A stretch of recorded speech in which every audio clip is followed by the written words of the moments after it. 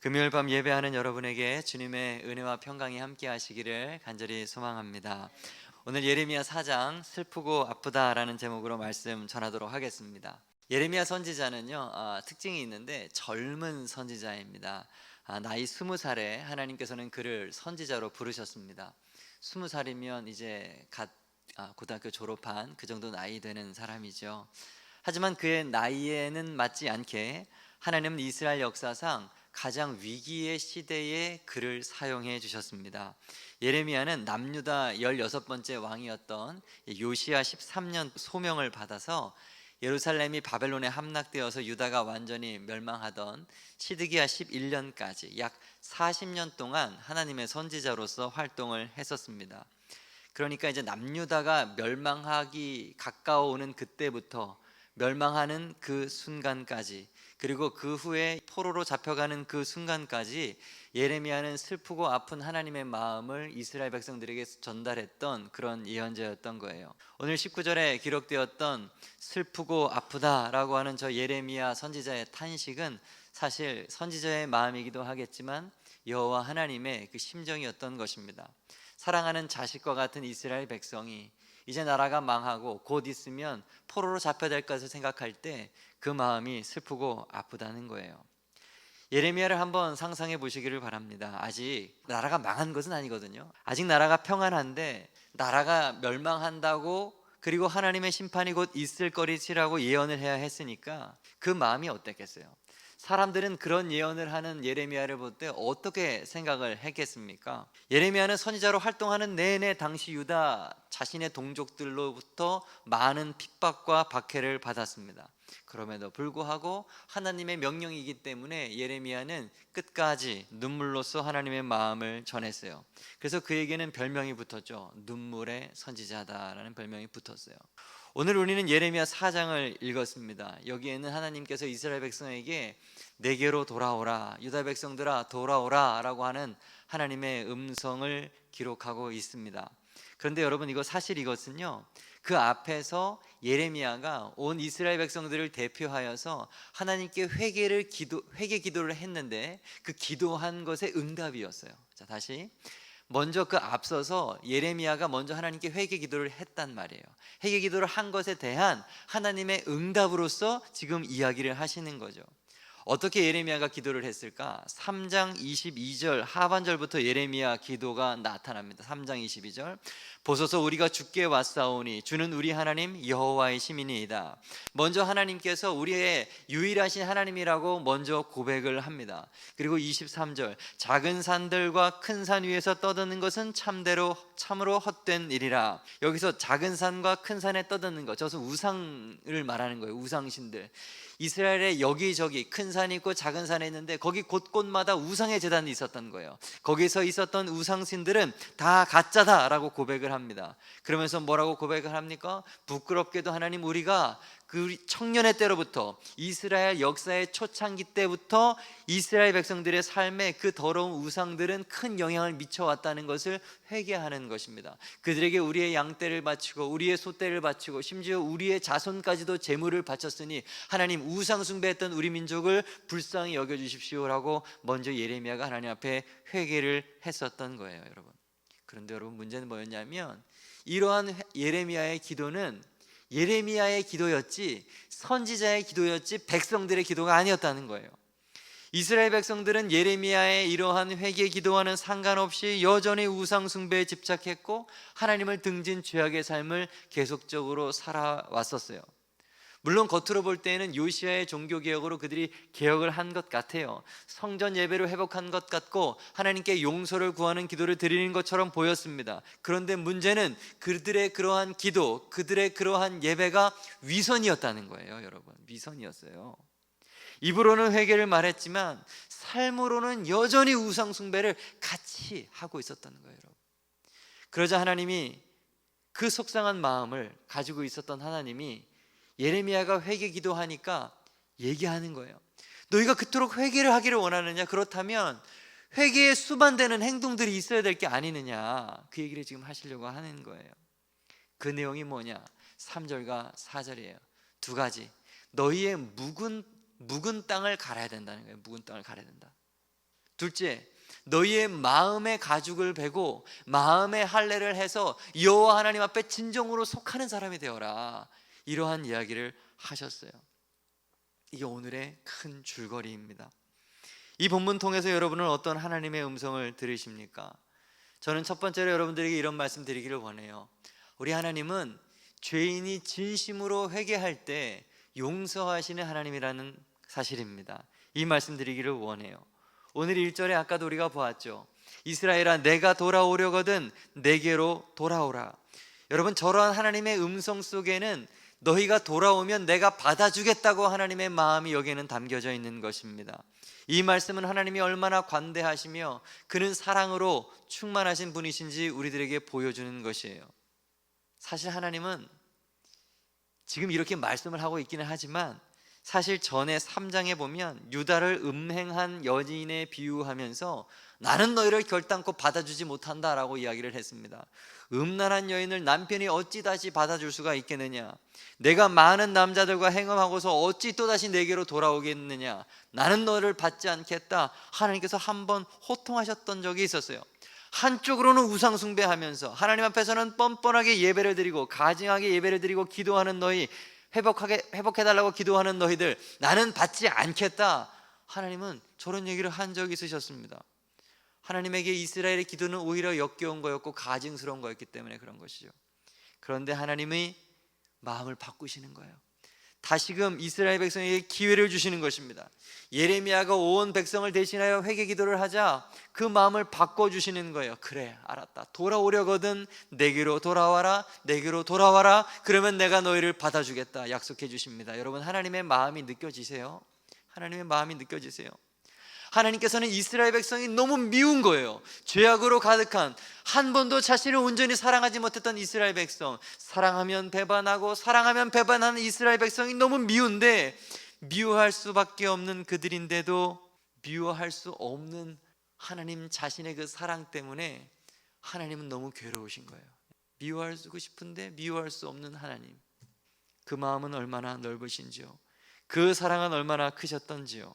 사실 하나님은 늘 그러셨죠. 지금 남유다가 멸망하기 직전의 상황 아닙니까? 예레미야는 북이스라엘이 멸망할 때도 그랬어요. 아수르에 의해서 멸망당할 때, 북이스라엘이 다윗 왕가로부터 분리되어 나갈 때부터 그들은 하나님을 배신하고 줄곧 우상 숭배를 했던 민족이었어요. 북이스라엘은 특별히 그랬죠. 그런데 하나님은 호세아 선지자를 보내셔서 그러한 북이스라엘이라도 돌아오라고 말씀하셨어요. 그들이 돌아오기만 하면 내가 용서해 주겠다, 정결케 해주겠다, 다시 받아주겠다. 하나님은 그때도 그러셨어요. 호세아 선지자, 여러분 잘 아시죠?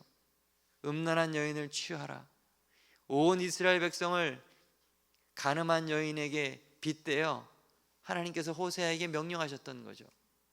호세아 11장 8절, 에브라임이여 내가 어찌 너를 놓겠느냐? 이스라엘이여 내가 어찌 너를 버리겠느냐? 내가 어찌 너를 아드마같이 놓겠느냐? 어찌 너를 스보임같이 두겠느냐? 내 마음이 내 속에서 돌이키어 나의 긍휼이 온전히 불붙듯 하도다.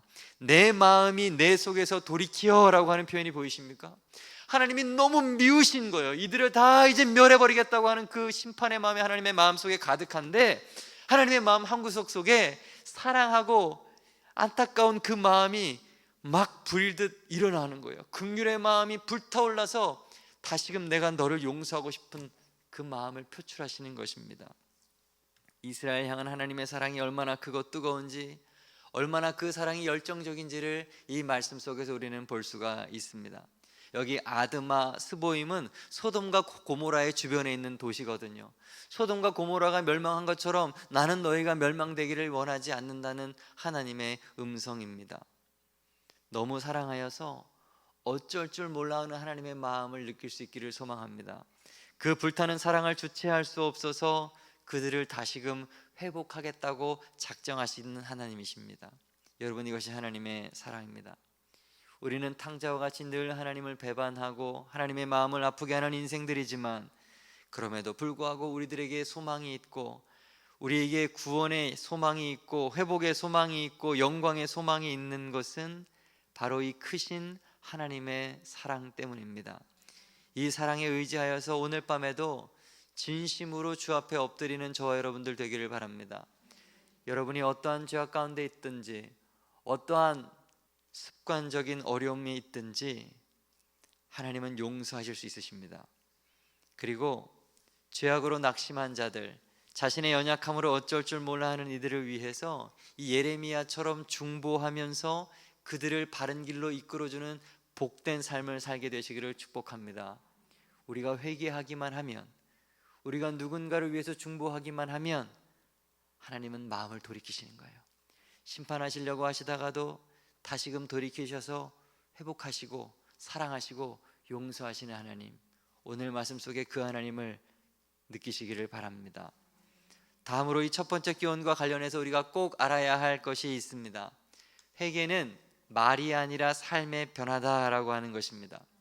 회개라고 하는 것은 이전에 나의 가증했던 삶, 죄악된 삶들을 다 버리고 하나님의 말씀에 순종하고 선을 추구하면서 살아가는 것입니다. 사실 입술로 죄를 고백하고 용서를 구하는 것보다 더 중요한 것은 우리의 삶을 말씀대로 바꾸는 것이에요. 삶의 변화가 없는 기도는 회개라고 할 수가 없어요. 오히려 말뿐인 회개는 하나님 앞에 가증스러운 죄악이 되는 것입니다. 요한이 세례를 베풀 때 사람들에게 무엇이라고 말했습니까? 독사의 자식들아, 누가 너희에게 일러 장차 올 진노를 피하라 하더냐. 그러므로 회개에 합당한 열매를 맺고 속으로 아브라함이 우리 조상이라 말하지 말라. 회개에 합당한 열매를 맺지도 않으면서 스스로 아브라함의 조상이라고, 스스로 구원받는 백성이라고 하는 너희들 호통치는 거예요. 지금 잘못된 것이다. 이미 도끼가 나무 뿌리에 놓였으니 좋은 열매 맺지 아니하는 나무마다 찍혀 불에 던져지리라. 회개에 합당한 열매, 삶 속에서 좋은 열매를 맺어야 그게 회개한 인생이고 구원받은 인생이라고 세례 요한도 말했었어요. 그러므로 여러분, 단지 죄를 고백하고 용서를 구하는 것, 기도하며 한 번 눈물 난 것으로 인하여서 회개를 다 했다고 착각하지 마십시오. 여러분의 삶의 자리에서 여전히 남아있는 악한 것, 거짓된 것, 망령된 것, 새로운 마음으로 선한 것으로 진실한 것으로 하나님의 마음에 합한 것이 나타나도록 변화되는 인생을 살아야 하는 것입니다. 회개는 말이 아니라 변화의 그 자체이기 때문에 그렇습니다. 고린도후서 7장 11절 다 함께 봅니다. 시작. 보라, 하나님의 뜻대로 하게 된 이 근심이 너희로 얼마나 간절하게 하며 얼마나 변증하게 하며 얼마나 분하게 하며 얼마나 두렵게 하며 얼마나 사모하게 하며 얼마나 열심히 있게 하며 얼마나 벌하게 하였는가. 너희가 그 일에 대하여 일체 너희 자신의 깨끗함을 나타내었느니라. 아멘. 진정으로 회개하는 자는, 진정으로 하나님의 뜻대로 하는 근심 때문에 근심하는 자, 그는 괴로운 인생을 살아야 되는 거예요. 말씀을 받은 사람이기 때문에 마음이 아파야 된다는 것입니다. 치열하게 삶을 싸워야 된다는 것입니다. 그래서 깨끗한 삶의 모습이 나타나는 인생이 되어야 된다는 거예요. 이러한 회개에 합당한 열매를 맺는 우리 새생명 배단위 교회의 모든 성도 될 수 있기를 바랍니다. 한순간의 감정이, 한순간의 뜨거운 눈물이 그것이 회개가 아니고 그것이 우리의 구원을 보장해 주지 못한다는 것이에요. 얼마나 두렵고 떨리는 말입니까? 그래서 하나님께서 오늘 말씀 속에서 특별히 회개하는 이스라엘 백성에게 요청하시는 것이 두 가지였어요. 아까 말씀드렸죠. 첫째는 3절 묵은 땅을 갈아내는 거예요. 그리고 둘째는 4절에 스스로 마음의 할례를 행하는 것입니다. 자, 그렇다면 3절에 기록된 묵은 땅을 갈아엎으라고 하는 말의 뜻은 무엇입니까? 이것은 말씀을 받을 수 있는 갈아엎은 마음이 되어야 한다는 것을 뜻합니다. 복음서에서 예수님께서 말씀하신 4가지 밭에 떨어진 씨앗의 비유를 우리는 잘 알고 있습니다. 길가에, 돌밭에, 가시떨기 위에, 좋은 땅에 이 말씀이 씨앗이 뿌려졌죠. 단단하게 굳어져서 씨를 뿌려도 전혀 심겨지지 않는 길가의 마음이든지, 심겨지긴 심겨졌지만 뿌리가 내리지 못해서 환난과 박해가 일어나면 쉽게 넘어지는 돌밭 마음이든지, 싹이 나기는 하는데 세상의 염려와 재물의 유혹으로 더 이상 자라지 못하고 열매 맺지 못하는 가시떨기의 마음이든지, 갈아엎어야 하는 묵은 땅, 그게 바로 그런 마음, 묵은 땅의 마음인 거예요. 회개하기 위해서는 먼저 이러한 굳은 마음을 갈아엎어야 합니다. 말씀을 받아들일 수 있는 부드러운 마음, 좋은 땅으로 변화되어야 된다는 사실이에요. 이것은 이미 북이스라엘의 마지막 선지자였던 호세아를 통해서 이미 말씀하셨었어요. 너희는 묵은 땅을 기경하라. 묵은 땅을 기경하라. 고대 농사법은 오늘날이랑 다르다 그랬죠. 우리는 먼저 땅을 갈고 나서 갈아엎은 다음에 거기에 씨앗을 심죠, 그죠? 그런데 고대 이스라엘은요, 묵은 땅에 씨앗을 먼저 뿌려요. 그리고 나서 땅을 갈아엎습니다. 그러고 나서 비가 내리면 심겨지고 열매를 맺게 되는 거예요. 여러분, 우리의 마음도 사실 그래요. 사실 우리가 지금까지 얼마나 많은 예배를 드렸습니까? 얼마나 많은 설교를 들었습니까? 얼마나 많이 성경책을 읽었습니까? 얼마나 많은 씨앗이 우리에게 그렇게 뿌려졌습니까? 그럼에도 불구하고 우리가 열매 맺지 못한 인생이 되는 것은 왜일까요? 뿌려진 마음은 있는데, 뿌려진 하나님의 말씀 씨앗은 있는데 우리의 마음이 아직 갈아엎어지지 않아서 그런 것은 아닐까요, 여러분? 사랑하는 여러분, 묵은 땅을 갈아엎으시기 바랍니다. 그저 매일 드리는 예배처럼 당연한 듯 오늘도 이런 말씀을 듣고 넘어가지 마시고 진지하게 들으셔요. 진지하게. 낡은 옛 가치관, 삶의 모습을 버려야 합니다. 우리의 마음을 기경해야 되는 거예요. 2주 전에 주일 말씀을 기억하시죠? 둘이 다 보존되기 위하여 낡은 옷에 생배 조각을 붙이는 것은 어리석은 일이라고 했죠. 새 포도주는 새 가죽 부대에 넣어야 된다고 말씀을 드렸습니다. 우리는 새 가죽 부대의 마음이 되어야 되는 거예요. 갈아엎은 마음이 되어야 새로운 하나님의 말씀이 들어와서 열매 맺을 수 있는 것입니다. 종교적인 독단과 종교적인 편견의 마음을 버리고 유연한 마음이 되어야 되는 거예요. 우리의 마음을 갈아엎을 때만 비로소 심겨진 씨앗이, 우리에게 주어진 말씀이, 씨앗이 심겨지고 새겨지고 열매를 맺을 수 있게 되는 거예요. 사랑하는 여러분, 여러분 안에서, 우리의 마음 안에서 내적인 종교개혁이 다 일어날 수 있기를 소망합니다. 내 겉모습이 바뀐 것이 개혁이 아니라, 나의 환경이 바뀐 것이 개혁이 아니라, 내 영혼에 살아있는 예수의 말씀이 새겨지도록 내 영혼을 쟁기질해야 되는 것입니다. 여러분, 성도들의 착각이 뭔지 아세요? 좋은 설교를 들으면 그게 내 신앙인 줄 알아요. 그게 나의 믿음의 수준인 줄 알아요. 아니에요, 여러분. 그건 말씀이고 여러분은 그렇지 않아요. 여러분이 그렇기 위해서는 여러분의 마음을 갈아엎어야 되는 것입니다. 쟁기질하고 아프게 땅을 패고 깎아서 뒤집어 엎어야 됩니다. 아프죠, 고통스럽죠, 괴롭죠. 하지만 그렇게 나의 잘못된 습관들, 나의 생각들, 고집들이 뒤집어 엎어져야 되는 거예요. 그때 비로소 거기에 말씀이 들어가고 싹이 나는 것이죠. 저는 예전에 말씀이면 무조건 다 된다고 생각을 했어요. 누구든지 어떤 죄인이든지 하나님의 능력의 말씀만 있으면 된다고 생각했어요. 물론 하나님께서 강건적으로 역사하면 사도 바울처럼 죄가 지끄러 가는 가운데도 하나님이 바꾸시죠. 그러나 일반적으로 그렇지 않아요. 왜냐하면 사람이 거절할 수 있기 때문에 그래요. 사람이 거절하면 어떤 말씀이 주어져도 바뀌지 않아요. 거절하면 바뀔 수가 없어요. 아담과 하와가 하나님의 말씀을 몰라서 죄를 지었나요? 이스라엘 백성이 하나님의 말씀을 듣지 못해서 하나님의 말씀을 거역하고 죄악을 지었습니까? 아니에요. 하나님의 말씀이 있었음에도 불구하고 그들은 하나님을 등졌고 범죄했어요. 문제는 그들의 묵은 땅, 그들의 굳은 땅, 굳은 마음이 문제였던 거예요. 여러분, 성도들이 왜 변화되지 않을까요? 5년 예수를 믿었는데, 10년 교회를 다녔는데, 오래 그토록 말씀을 들었는데 왜 삶의 변화가 없을까요? 마음이 갈려지지 않았기 때문에 그래요. 자기 부인이 되지 않았기 때문에 그렇습니다. 머릿속에는 씨앗이 엄청 많아요. 머릿속에는 그냥 지식으로는 얼마나 많은지 몰라요. 그런데 가슴이 기경이 되지 않으니까 내려오지 않는 거 아니겠습니까? 말씀을 듣고 귀로 듣고 내 머리로 한번 걸르는 거예요. 이거 좋은 말씀. 좋네. 에이, 이거는 뭐 어려운 거 됐어. 내 안에서 내가 자꾸 그걸 필터링하니까 말씀대로 살지 못하는 것입니다. 듣고 싶은 말씀만 듣고 묵은 땅으로 그대로 남아있는 거죠. 갈아엎어야 돼요. 갈아엎어지고 죽어져야 됩니다. 삶의 모든 영역에서 말이에요. 삶의 모든 영역에서. 저는 지금 종교 생활만을 이야기하는 게 아니에요. 교회 생활만을 위해서 얘기하는 게 아니에요.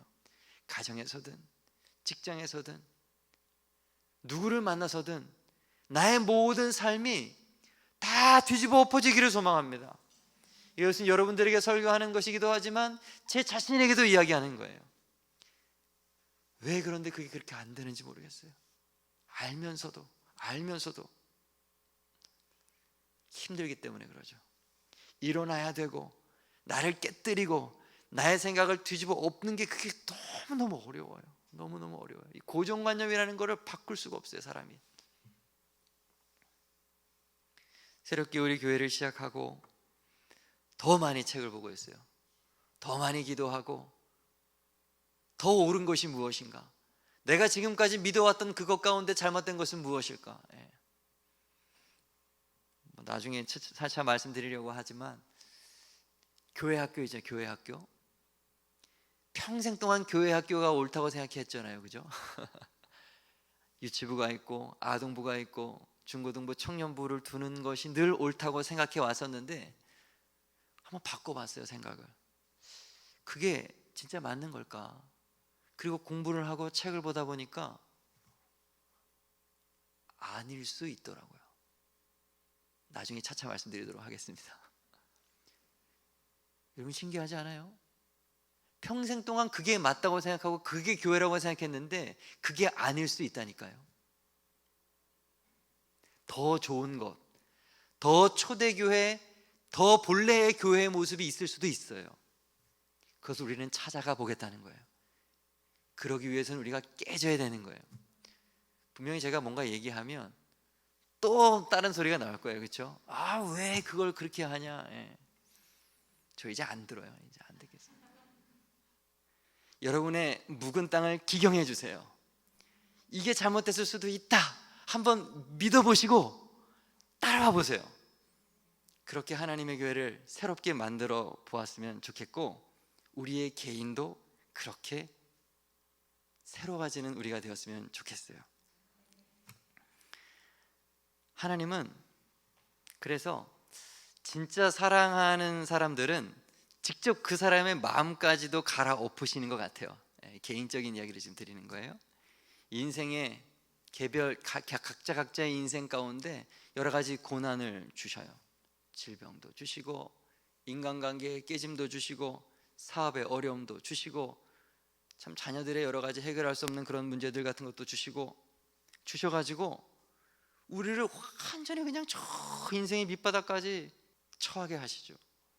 그리고 우리의 영혼을 막 기경하는 거야. 너는 안 된다. 너는 안 된다. 더 이상 고집하지 말고 나를 찾아라. 나를 찾아라. 하나님이 우리의 영혼을 쟁기질 하시는 거예요. 두 손 두 발 다 들고 포기하게 만들죠. 그때 하나님께서 주시는 말씀의 씨앗은 우리의 마음밭에 깊숙하게 심겨지는 것이죠. 반드시 열매를 맺는 인생이 되는 것입니다. 오늘 하나님은 우리들에게 말씀하세요. 너희가 정말로 회개하기를 원하느냐? 그렇다면 말씀을 받아들일 수 있는 갈아엎은 마음이 되어라. 곰곰이 생각을 해봅니다. 언제 우리의 마음이 이렇게 갈아엎어질 수 있을까? 기도의 시간에 가능하다고 믿습니다. 말씀을 붙들고 말씀을 듣고 기도할 때 말씀의 씨앗을 받고 기도하면서 내 영혼의 마음을 기경하는 거예요. 갈라지고 쪼개어지고 아버지 나의 고집을 깎습니다. 이렇게 말씀하셨으니 제가 깎겠습니다 하면서 기도하셔야 돼요. 그때 우리는 새로운 사람으로 변화되는 줄로 믿습니다.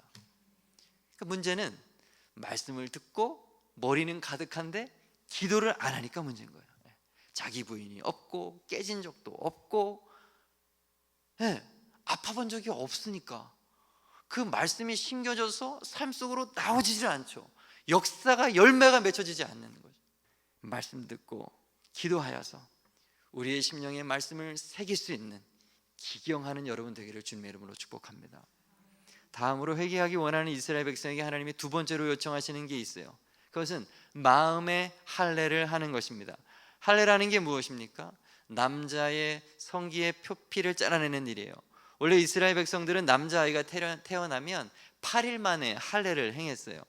아브라함에게 처음 할례를 명하신 후부터 이스라엘 남자는 누구나 이 할례의 의무를 지켜야 했습니다. 하나님의 언약 백성이라고 하는 표시죠. 육체적인 표시예요.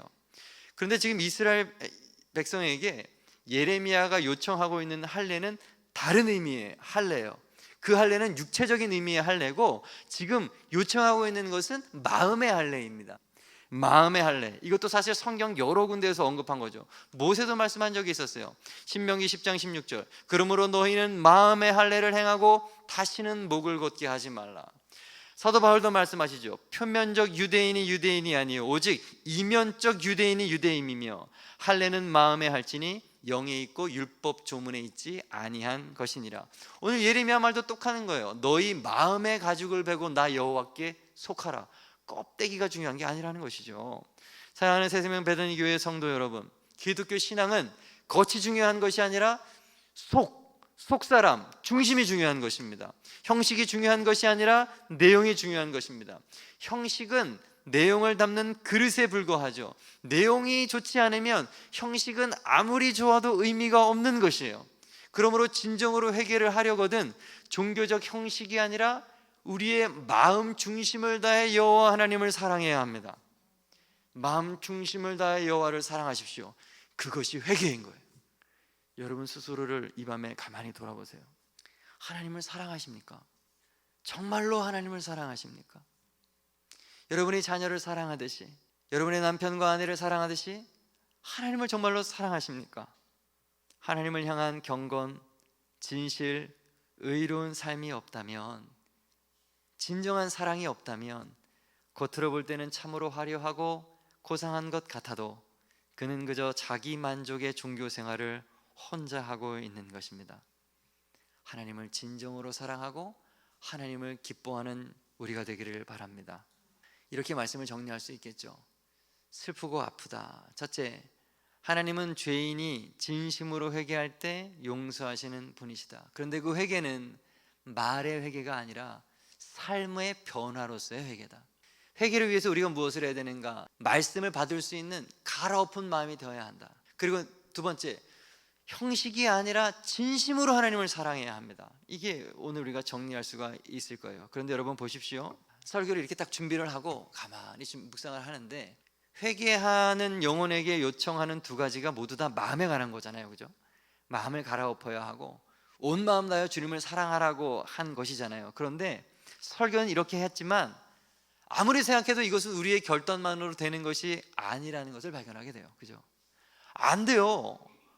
안 된다니까요. 나의 노력으로 내 마음을 내가 갈아엎고 싶어도 그게 잘 안 되고, 하나님을 사랑하고 싶어도 내가 그 사랑이 잘 안 됩니다. 내가 어떻게 의지적으로 사랑하고 나를 갈아엎고 나를 바꿔요? 이게 안 되거든요.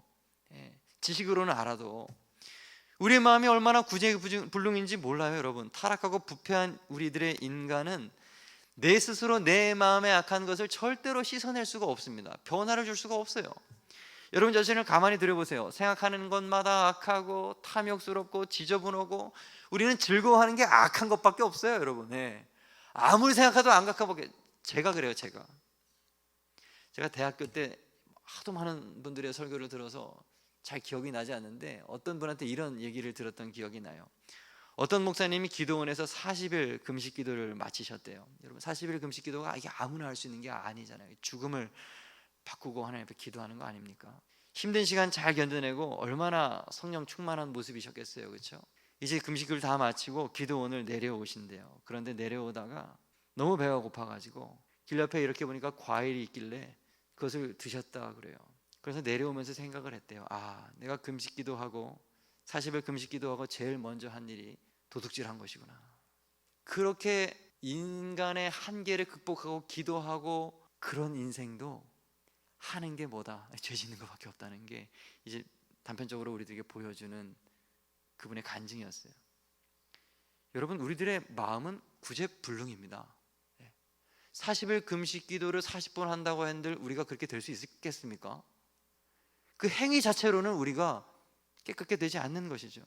그래서 다윗이 뭐라고 이야기하는지 보시기 바랍니다. 시편 51편 10절 하나님이여 내 속에 정한 마음을 창조하시고 내 안에 정직한 영을 새롭게 하소서. 인간의 마음은 내 스스로 갈아엎거나 내 스스로 씻어서 되는 게 아니라 창조되어야 한다는 거예요. 없는 것이 있게 되어야 되는 것입니다. 정한 마음은 인간 마음 안에 아예 없는 것이기 때문에 새롭게 생겨나야 된다는 거예요. 이 마음의 창조는 하나님 아들이신 예수 그리스도의 십자가의 피로만 가능한 것입니다. 하나님의 아들 예수 그리스도의 보혈만이 우리 마음의 악과 죄악들을 다 사하실 수 있습니다. 오늘 밤 우리가 기도할 때 내가 내 마음을 어쩌는 것이 아니라 예수님께서 우리의 마음을 갈아엎고 우리 그 피로 씻어 주셔서 우리 오늘 새롭게 해 주시기를, 새롭게 창조해 주시기를 간절히 바랍니다.